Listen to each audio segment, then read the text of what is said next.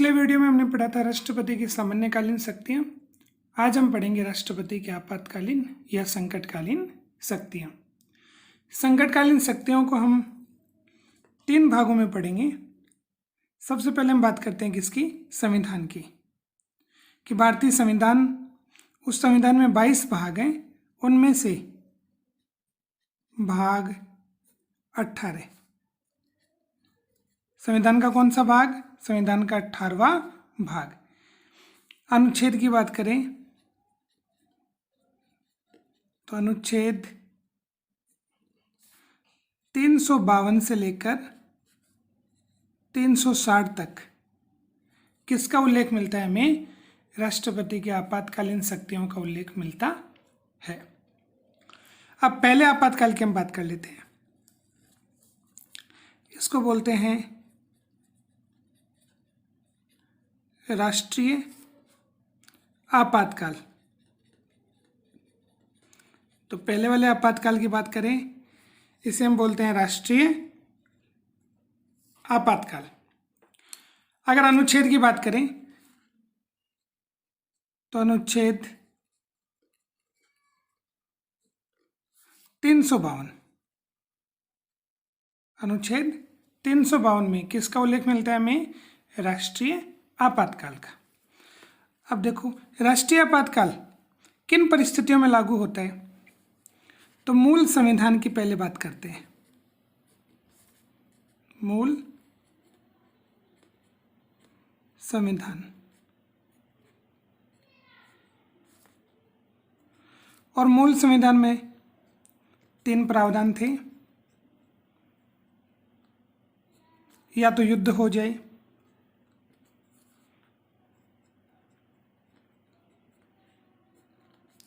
या बाहरी आक्रमण,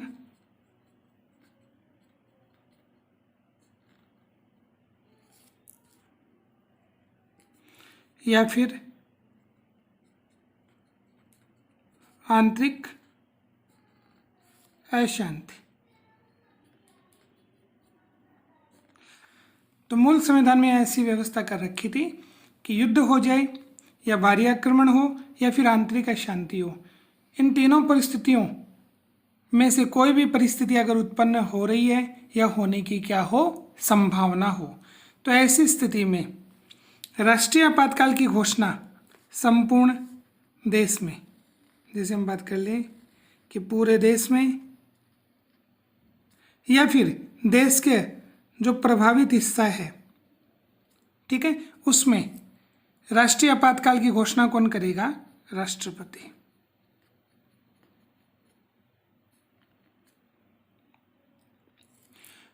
ऐसी जो घोषणा होगी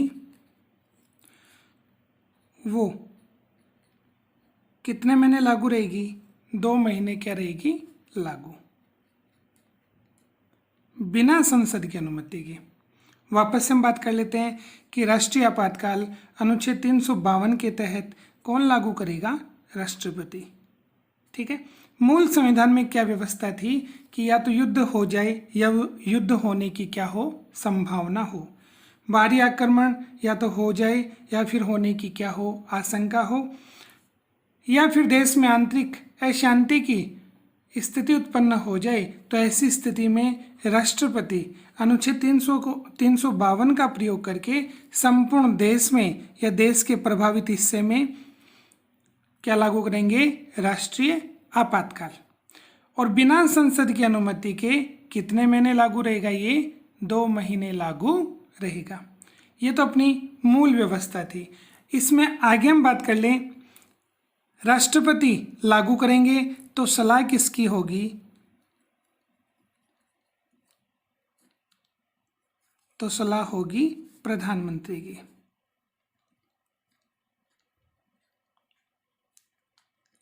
कि प्रधानमंत्री की सलाह पर कौन?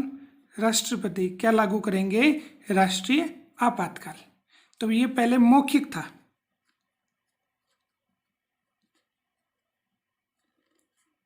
पहले कैसे था? ये मौखिक था।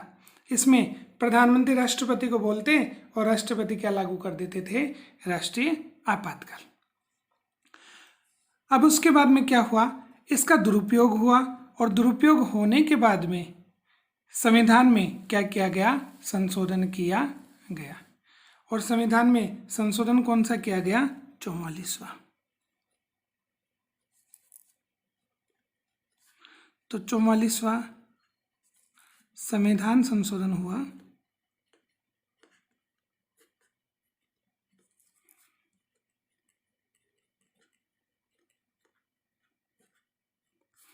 और ये होता है 1978 में। तो 44वां संविधान संशोधन 1978 में। 12th की किताब में ये यहाँ पर 79 दे रखा है। अब इसमें कुछ प्रावधान जोड़े। क्या जोड़े, प्रावधान। किस में जोड़े, अनुच्छेद 352 में।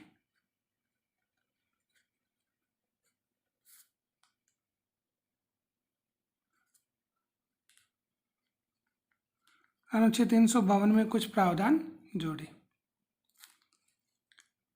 कौन कौन से प्रावधान जोड़े गए, जैसे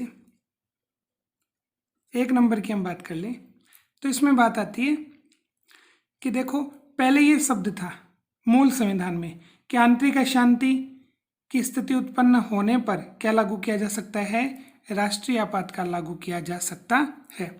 अब इसके आधार पर दूसरा शब्द संविधान में जोड़ा गया, इसको हटा करके, तो आंतरिक अशांति।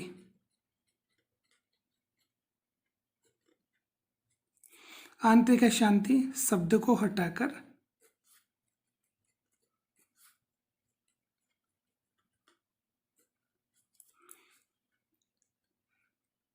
सशस्त्र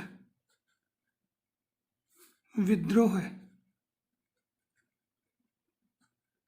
शब्द संविधान में जोड़ा गया।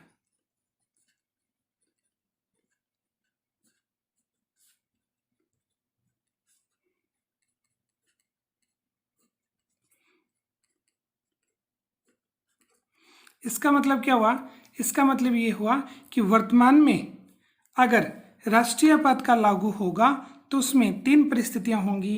एक तो युद्ध होगा, दूसरा बाहरी आक्रमण और तीसरा सशस्त्र विद्रोह है। तो ये जो सशस्त्र विद्रोह है इसको संविधान में हमने जोड़ा। कौन से संविधान संशोधन के माध्यम से, 44वें संविधान संशोधन के माध्यम से। इसका मतलब ये है कि आंतरिक अशांति शब्द के आधार पर आपातकाल लागू नहीं होगा। किसके आधार पर लागू होगा, उसके स्थान पर सशस्त्र विद्रोह की स्थिति उत्पन्न होने पर आपातकाल लागू किया जा सकता है। एक प्रावधान तो ये हमने जोड़ा। दूसरे प्रावधान की बात कर लें तो दूसरा प्रावधान ये था मंत्रिमंडल। मंत्रिमंडल की लिखित सिफारिश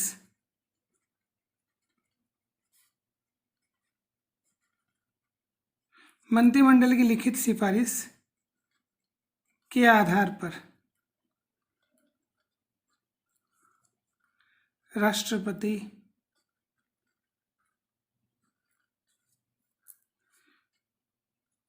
राष्ट्रीय आपातकाल की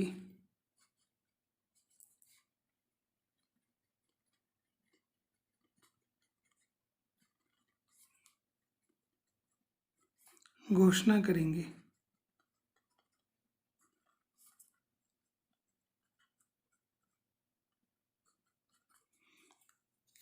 अब यहाँ पर सीधी सीधी बात किसकी आ गई, मंत्रिमंडल की, कि मंत्रिमंडल लिख करके देगा किसको, राष्ट्रपति को, और उसके आधार पर राष्ट्रपति क्या लागू करेंगे, राष्ट्रीय आपातकाल। इसका मतलब ये हुआ कि मौखिक आधार पर राष्ट्रीय आपातकाल लागू नहीं किया जाएगा। तो दूसरा प्रावधान हमने ये देखा। अब हम बात कर लेते हैं तीसरे प्रावधान की। तीसरा प्रावधान ये है कि अगर हम राष्ट्रीय आपातकाल को बढ़ाना चाहते हैं तो देखो, बिना संसद की अनुमति के यह 1 महीने ही लागू रहेगा।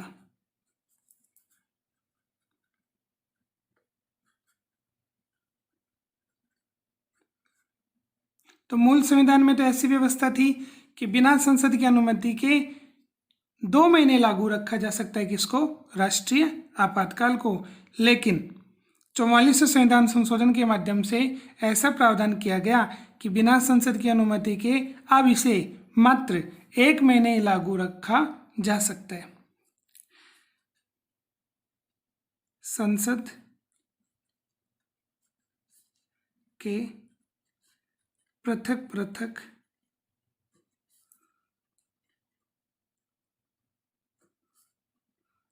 सदनों का बहुमत एवं उपस्थित और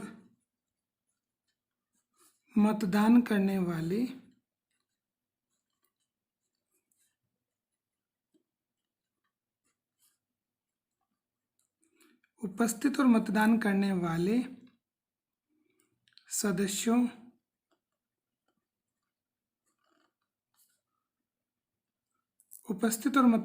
वाले सदस्यों के 2/3 बहुमत से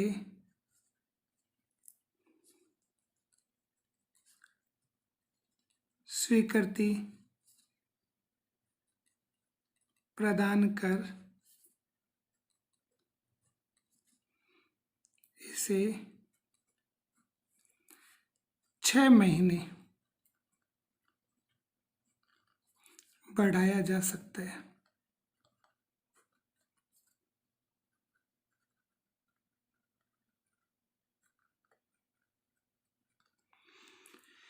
तो अगर हमें 2 महीने से, मूल संविधान में 2 महीने का प्रावधान था, फिर 44वें संविधान संशोधन के माध्यम से 1 महीने का प्रावधान कर दिया गया। अगर 1 महीने से हमें इसे ज़्यादा बढ़ाना है तो हमें किसका बहुमत चाहिए, हमें संसद का बहुमत चाहिए।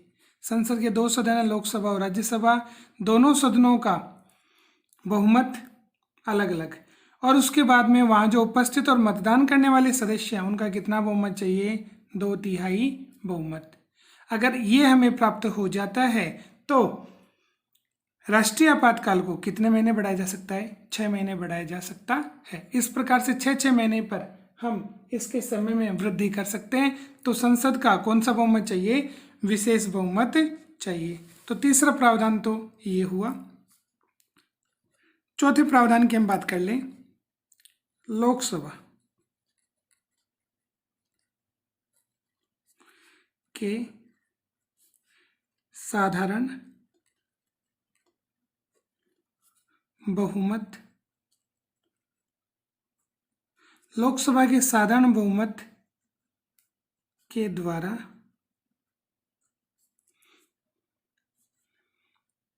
राष्ट्रीय आपातकाल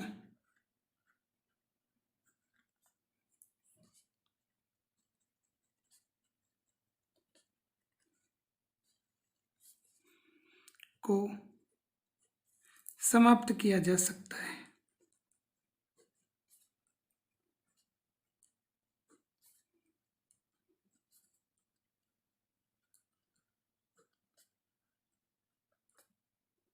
ठीक है, यहाँ पर बहुमत किसका है, बहुमत है लोकसभा का, कि लोकसभा के जो सदस्य हैं अपने कौन से बहुमत से, साधारण बहुमत से प्रस्ताव पास करके राष्ट्रीय आपातकाल को क्या कर सकते हैं, समाप्त कर सकते हैं।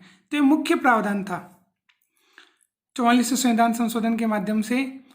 3-4 प्रावधान हमने पढ़े। अब इसमें थोड़ा सा हम बात कर लेते हैं। देखो, राष्ट्रीय आपातकाल जब भी लागू होगा,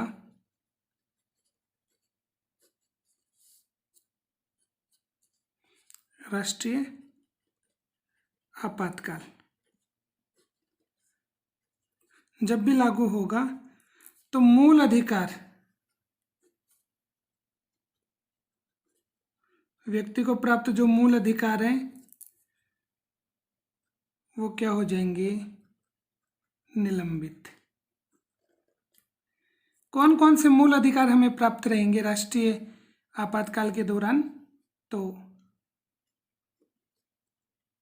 अनुच्छेद 20 एवं 21। तो अनुच्छेद 20 और 21 को छोड़कर सभी प्रकार के जो मौलिक अधिकार हैं वो निलंबित हो जाएंगे। कब? राष्ट्रीय आपातकाल के दौरान।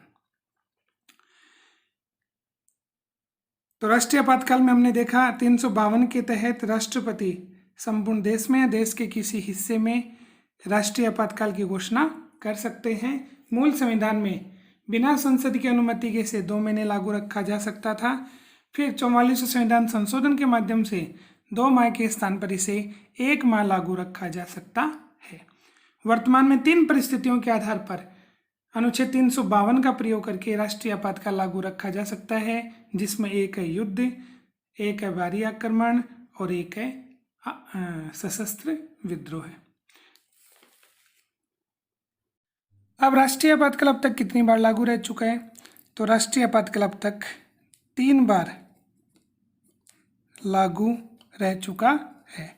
पहली बार 1962 में, दूसरी बार 1971 में और तीसरी बार 1975 में। पहली बार लागू हुआ भारत चीन युद्ध के समय,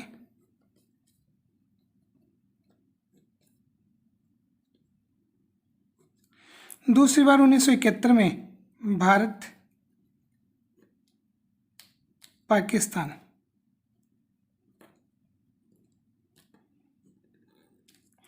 तो भारत पाकिस्तान युद्ध के समय दूसरी बार लागू रह चुका है। और तीसरी बार आंतरिक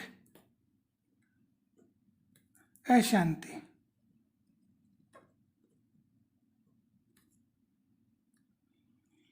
ठीक है, तो राष्ट्रीय आपातकाल 3 बार लागू रह चुका है, 1962 में, 1971 में और 1975 में।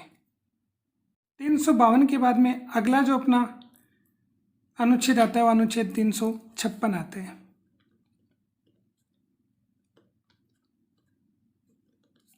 अनुच्छेद 356, इसमें जो आपातकाल है उसको हम बोलते हैं राज्य में संवैधानिक तंत्र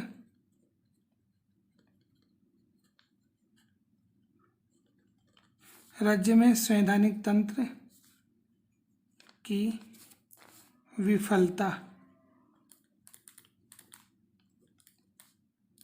राज्य में संवैधानिक तंत्र की विफलता पर घोषित आपातकाल।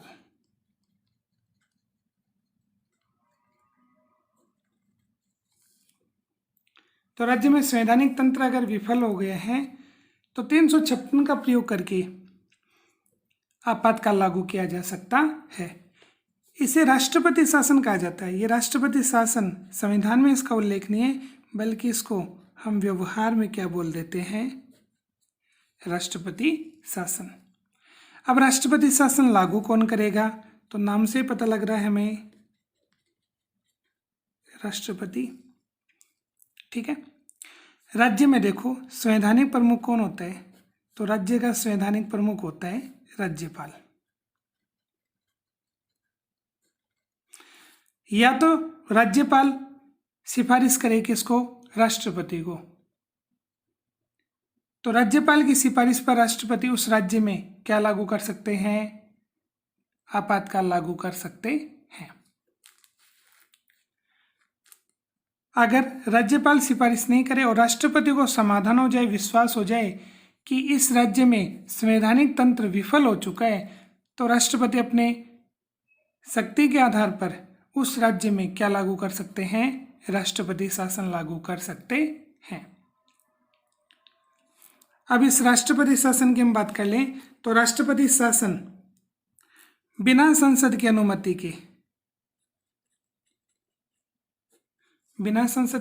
के कितने महीने लागू रह सकता है? 2 महीने लागू रह सकता है। अगर 2 महीने से अधिक इसे समय बढ़ाना है तो अनुमति किसकी लेनी पड़ेगी? संसद की। ठीक है, और संसद की अनुमति बहुमत कौन सा चाहिए? साधारण बहुमत। कि संसद अगर अपने साधारण बहुमत से प्रस्ताव पास कर दे तो राष्ट्रपति शासन को 2 महीने से बढ़ा करके कितने महीने लागू रखा जा सकता है? 6 महीने लागू रखा जा सकता है। यहां पर हम बहुमत की बात करें तो यहां पर बहुमत कौन सा आएगा? साधारण बहुमत। जबकि अनुच्छेद 352 में कौन सा बहुमत था? अनुच्छेद 352 में बहुमत था 2/3 बहुमत, या जिसको हम बोलते हैं विशेष बहुमत। एक प्रावधान तो इसमें ये हो गया। तो 2 महीने से इसे 6 महीने लागू रखा जा सकता है। राष्ट्रपति शासन अधिकतम कितने महीने लागू रखा जा सकता है? इसे अधिकतम 3 वर्ष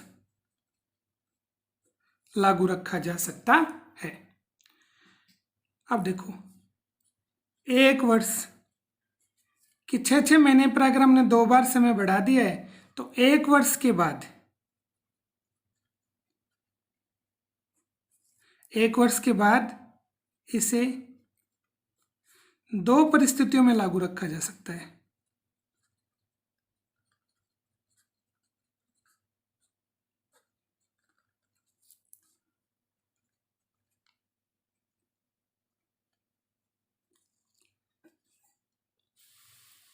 तो 1 वर्ष के बाद में इसे 2 परिस्थितियों के माध्यम से लागू रखा जा सकता है।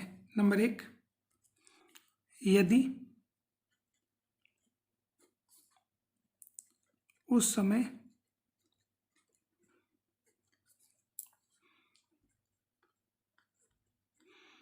राष्ट्रीय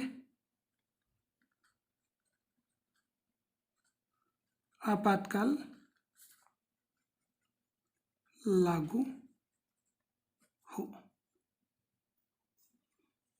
यदि उस समय राष्ट्रीय आपातकाल लागू हो, या फिर दूसरा प्रावधान ये है कि चुनाव आयोग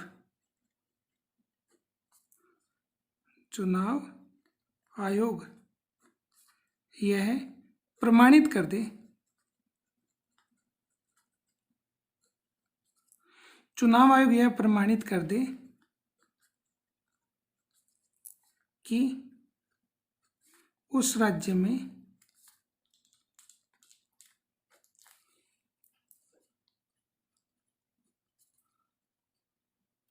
चुनाव करवाना संभव नहीं है।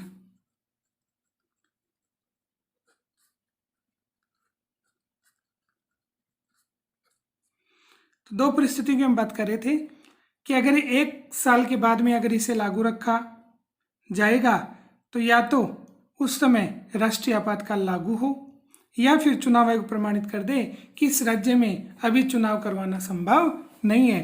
तो ऐसी स्थिति में अधिकतम कितने साल? 3 साल राष्ट्रपति शासन को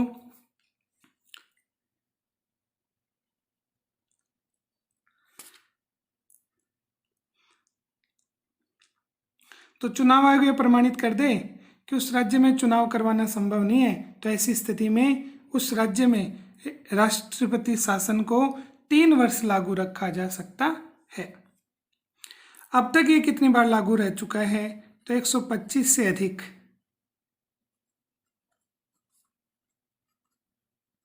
यह लागू रह चुका है।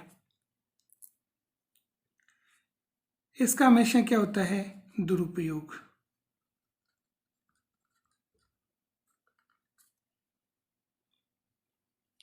तो 125 से अधिक बार इसे लागू रखा जा चुका है और वर्तमान समय में इसका सबसे ज़्यादा क्या हो रहा है?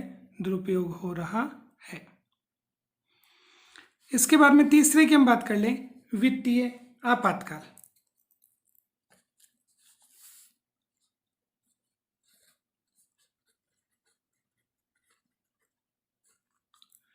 वित्तीय आपातकाल वित्तीय आपातकाल में सबसे पहले हम अनुच्छेद की बात करते हैं। तो अनुच्छेद आएगा 360। तो 360 में वित्तीय आपातकाल का उल्लेख मिलता है। अब ये कब लागू होगा? तो वित्तीय साख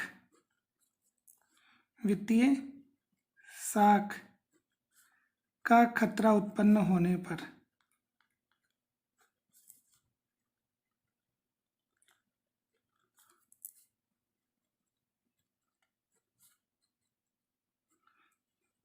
वित्तीय साख का जब खतरा उत्पन्न हो जाए, साख बोलते हैं ऋण को, तो वित्तीय संस्थाएं जो ऋण प्रदान करती हैं और वो ऋण अगर डूब जाता है, वापस प्राप्त नहीं हो पाता है, तो ऐसी स्थिति में वित्तीय साख का खतरा उत्पन्न हो जाता है। और ऐसी परिस्थिति में अनुच्छेद 360 का प्रयोग करके कौन? राष्ट्रपति।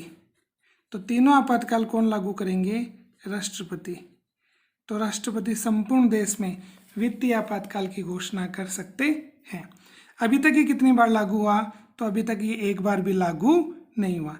एक बार अगर राष्ट्रपति महोदय इसे लागू रखेंगे तो बिना संसद की अनुमति के कितने महीने लागू रह सकता है? ये 2 माह या 2 महीने लागू रखा जा सकता है। फिर संसद की अनुमति लेकर के इसे बढ़ाया जा सकता है। इसमें वही प्रावधान है जो अनुच्छेद 352 में हमने पढ़े थे कि विशेष बहुमत के माध्यम से हम इसे 6 महीने बढ़ा सकते हैं।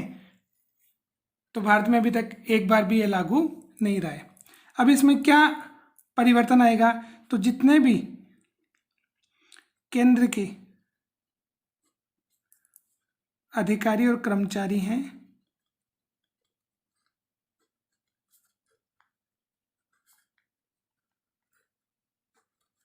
उनके वेतन में कटौती की जा सकती है।